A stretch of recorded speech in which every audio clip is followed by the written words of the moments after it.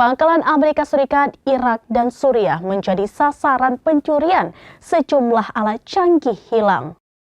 Laporan The Intercept mencatat bahwa kehadiran militer Amerika Serikat di kedua negara tidak mampu mengamankan peralatan, apalagi personel.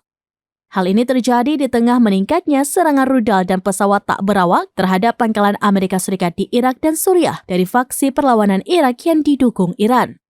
Awal tahun ini, outlet tersebut mengungkapkan bahwa peralatan artileri Amerika Serikat, sistem senjata, dan amunisi khusus senilai ratusan ribu dolar telah dicuri. Penemuan ini juga merupakan bukti terbaru bahwa pos-pos militer Amerika Serikat di wilayah tersebut dan di belahan dunia lain menjadi sasaran yang menggoda. Sebagai informasi, awal pekan ini, Wakil Sekretaris Pers Pentagon, Sabrina Singh, mengatakan bahwa pasukan Amerika Serikat di Irak dan Suriah telah diserang sebanyak 66 kali sejak 17 Oktober. Akibat serangan itu, sekitar 62 personel Amerika Serikat terluka. Dari total serangan, 34 terjadi di Suriah dan 32 di Irak.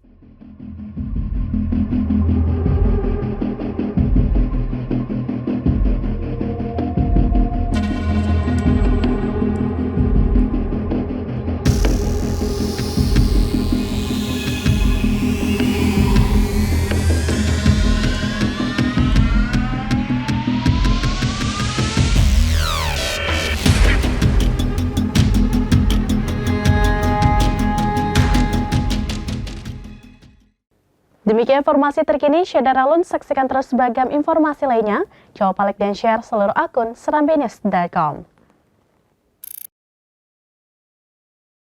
Download Tribun X sekarang, menghadirkan lokal menjadi Indonesia.